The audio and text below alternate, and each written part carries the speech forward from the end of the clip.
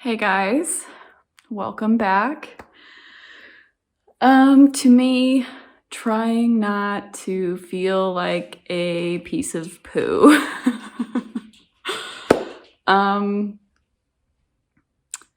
You know, my upswings are usually much briefer than my downswings. So nothing is feeling easy right now, but that's not what's important. What's important is that I keep trying to just do as much as I possibly can. And sometimes a morning that starts out very difficult gets better the more that I'm able to do. So this is the state of my kitchen right now. And that's always the first thing, sometimes the only thing, but it's always the first thing that I tackle because it's like such a big central space in the house and it's like pretty straightforward to clean up. So it's like an easy place for me to start. For Christmas, I'm asking for a lapel mic so that I can walk around my house and talk to you at the same time.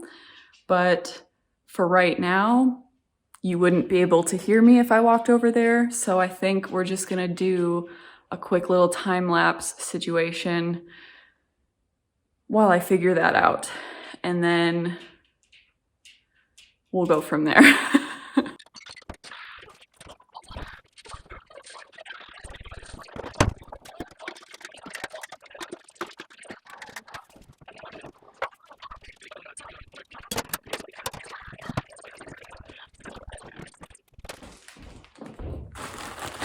Life hack, did you guys know that if you have leftover bread butts that are getting stale, you can make croutons. And it's not hard. I just cubed up the bread and tossed it with olive oil and garlic powder and salt and baked them for like 20 minutes. Croutons. And actually they could have gone a little less. They're a little dark. But croutons.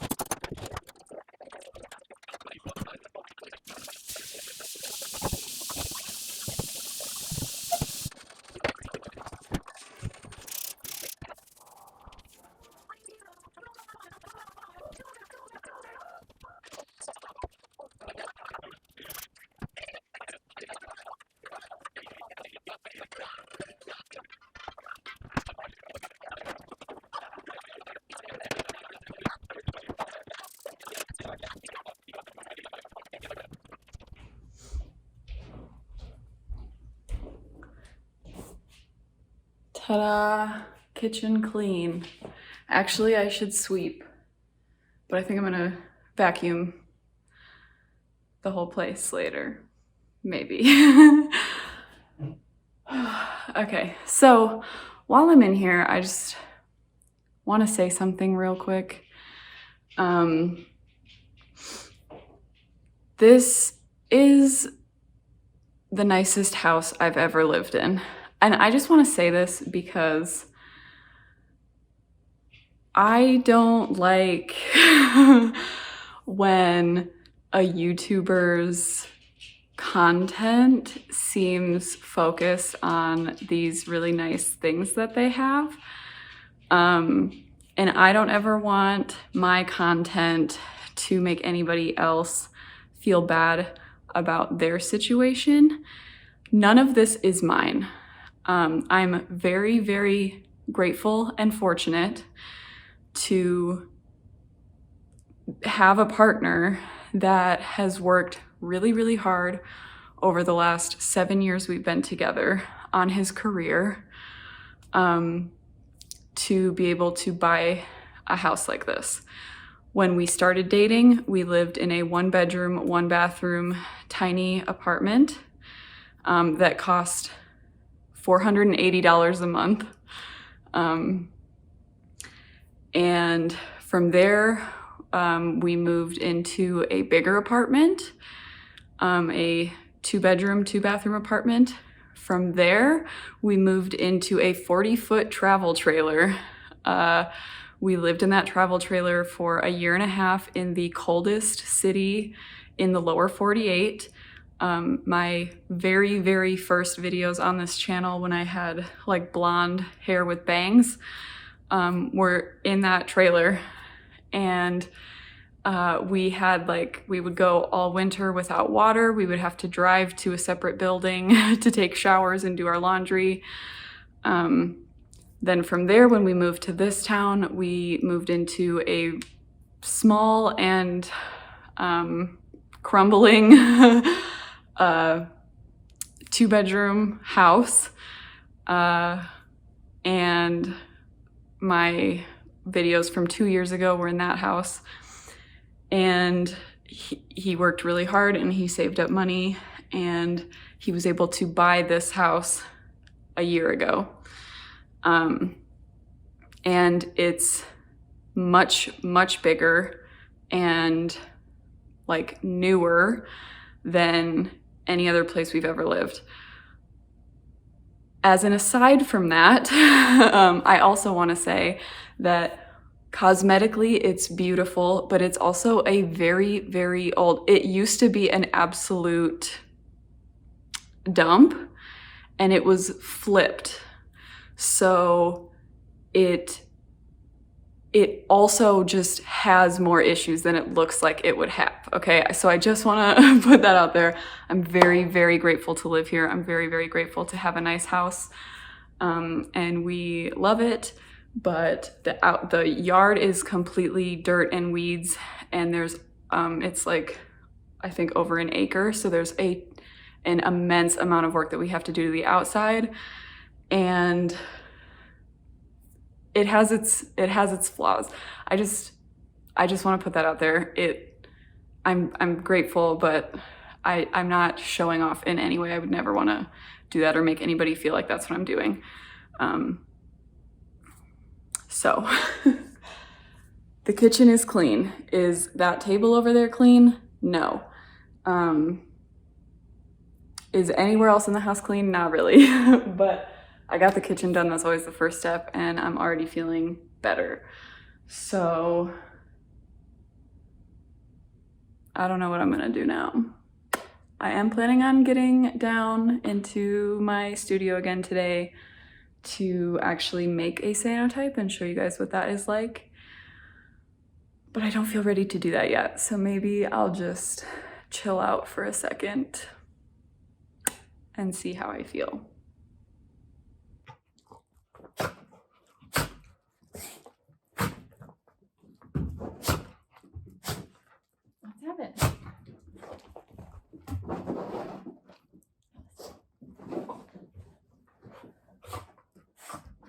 Drop it.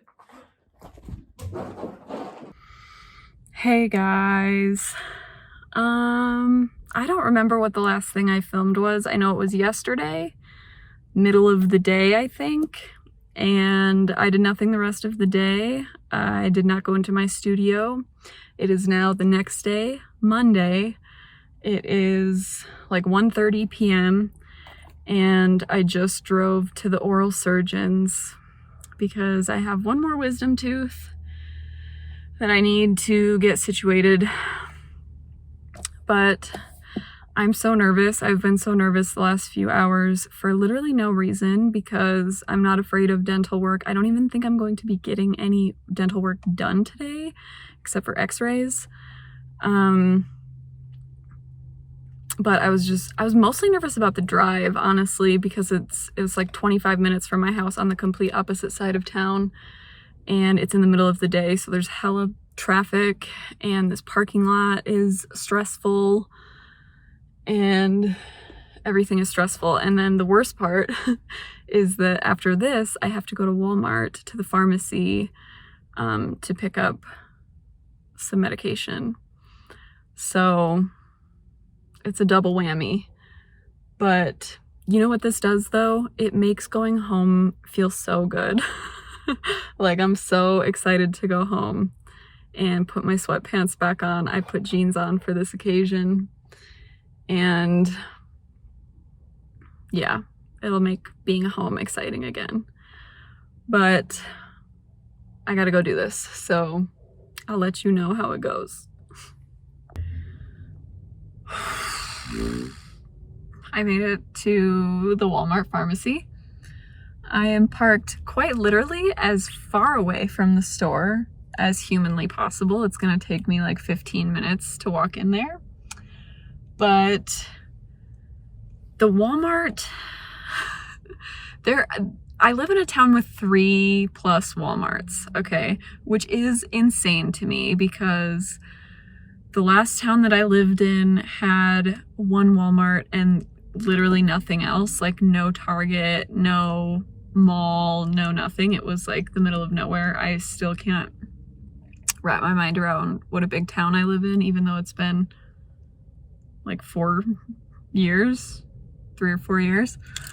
But anyway, this is not the Walmart that I go to for groceries. When I get groceries, I go to the Walmart that's like out on the edge of town, right?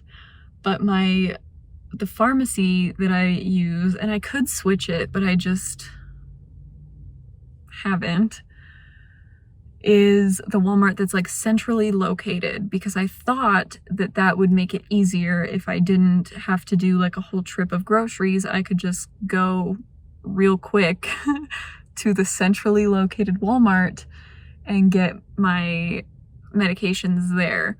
But this Walmart it's a nightmare. It's such a nightmare.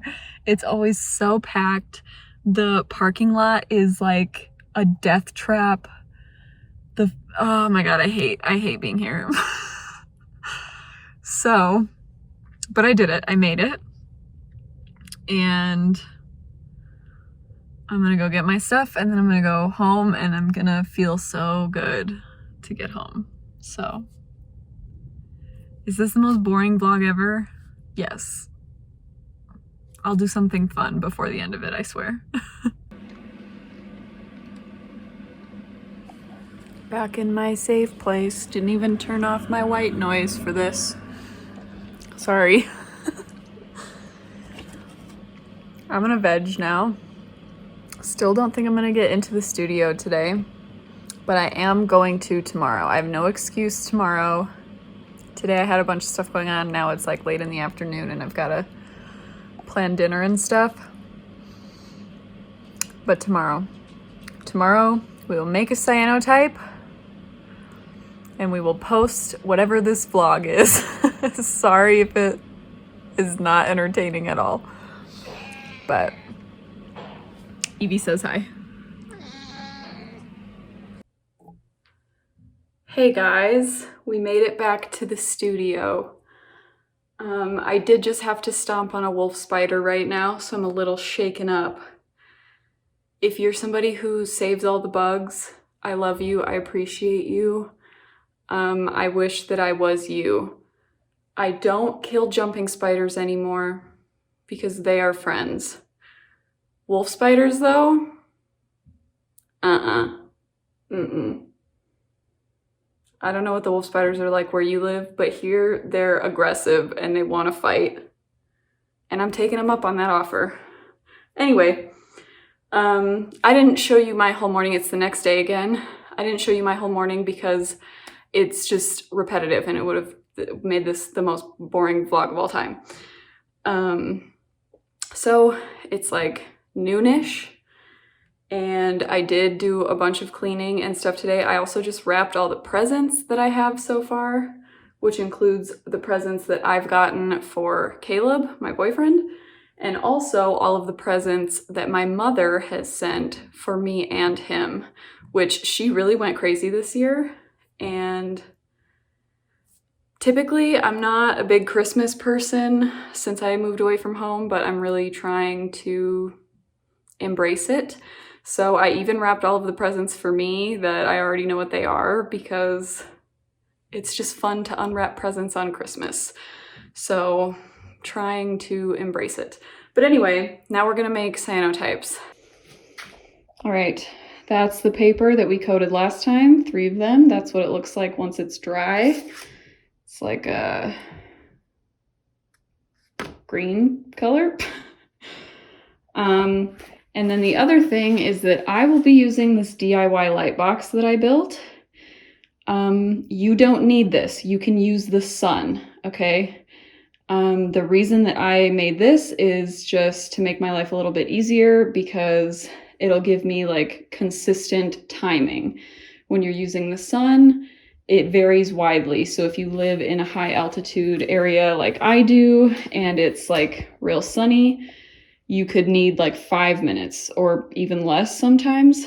Or if you live somewhere else where it's cloudy and whatever, then it can be up to like 20 minutes of exposure time. With this, I know every time that it's like 7.5 or so minutes. But if you are ever interested in making something like this, it's not difficult. This is literally a printer box, obviously. So if you count the printer, then I suppose it was expensive, but you can use any like sturdy box. And then you'll see I have a UV light in there that I got off of Amazon. I'm gonna try to show you what it looks like in here. I cut a flap in the box, and then I tied the light up into the ceiling of the box.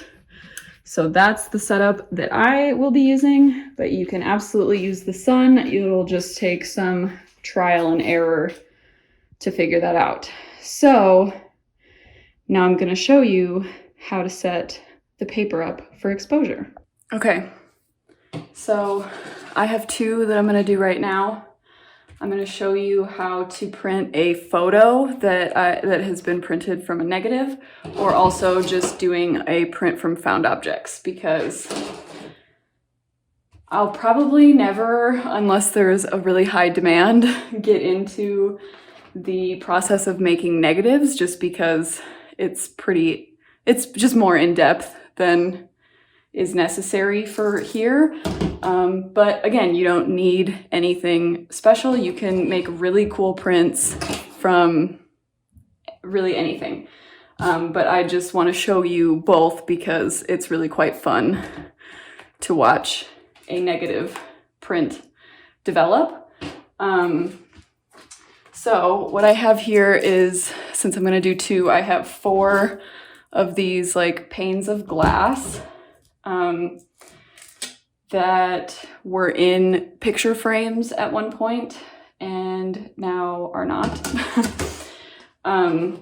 You really only need 2, and honestly, well, for a negative, you do need something clear to press it down. You could use plexiglass or whatever. For these like found objects, sometimes you don't even need a top piece, and you can use anything for the backing. You could use cardboard or whatever. I just have these, so I'm using these. So I'm gonna put one underneath each picture. I'm going to take this negative that I have printed previously and figure out which side I need. And it's a contact print, so you just stick it directly over the top. And then put another piece of glass. Should I have cleaned this glass? Absolutely, but I did not. So there are fingerprints, and it shouldn't make a difference, but it should be cleaned. But anyway, now I'm gonna take these little clips and I'm just gonna clip it down so that it's nice and flat. Again, this is most important to do when you're printing a negative, because if there's any space or like bubbles or anything, it will not be in focus. You want it to be as flat to the paper as possible. So there's this one. For this one, I'm gonna do this piece of garbage. Remember me saying I've been collecting garbage from my yard? It's stuff like this. And I'm just going to arrange it. And this one I'm not going to use a top piece of glass because it's very three-dimensional, and I kind of like that about it. I want some of it to be flat, but it'll add dimension with some of it out of focus. So that's it. Now I'm going to put these probably one at a time because I don't think they'll both fit into my light box and turn it on and time it for 7.5 minutes in my case. And then I will show you how to develop it, which you also don't need anything special for. You just need water. Okay, so I just exposed this one in the light box and the other one is cooking. So I figured I would show you what they look like after they're exposed. And this can vary a little bit. They get a little bit darker looking, I've noticed, when you do it out in the sun. But here you can see, and also I haven't done this in a long time, so my timing could be off. I did this one for 8 minutes and it could be totally wrong, but you can just barely see the print on there. Now, like I said, to develop these, you just need a water bath. I could fill up a dish of some sort and bring it down here and do it down here, but I'm way too lazy to carry a full dish of water down the stairs and into this room. That sounds like a nightmare. So I just bring it up into my kitchen, which we'll do next, but there's a ton of natural sunlight out there. So to transport them, I'm just going to, once I have the other one, I'll put them both in here. I'm just going to sandwich them in this cardboard to keep the light out while I bring them upstairs. So I'll see you for that. All right, guys, this angle just keeps getting better and better. But here we are at my sink. And here are the prints. I think I'll just do one to start because I'll hold the phone for the other one so that you can see it up close. But I'm just going to try to not expose it to the light in here as much as possible. And here we have it. Are you ready? Boom.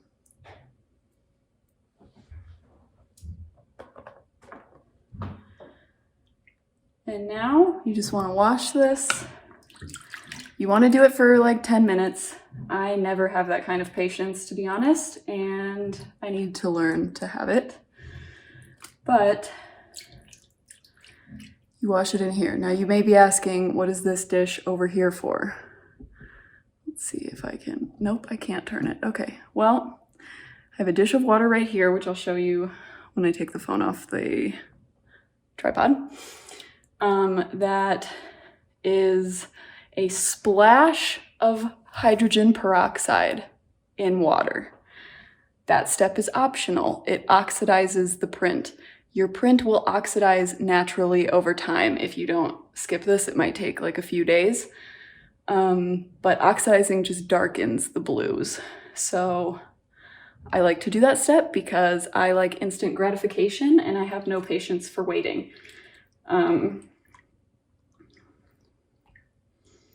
But we'll let that rinse and I'll show you up close the other one. All right, that's what that one's looking like so far. Now we're gonna do the negative. Ready?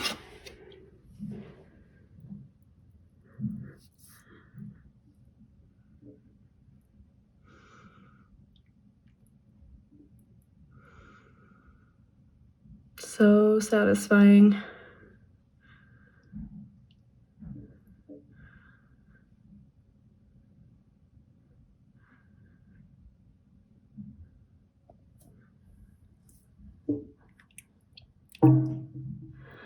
Now let's see, this is what this looks like right now. Let's watch it go into here. See how super, super dark the blues get? Almost black.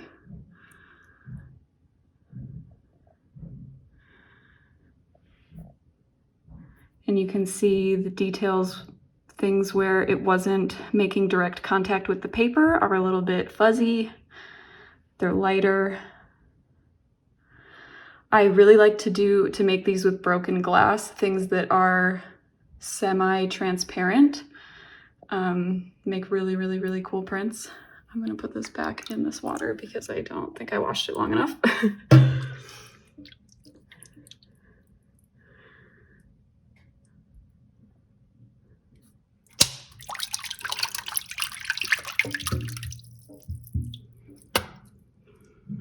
Let's do the same for this one.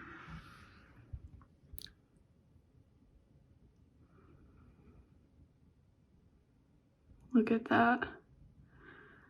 Oh, it's so satisfying. I can't believe it's been so long since I've done this. That one turned out really good.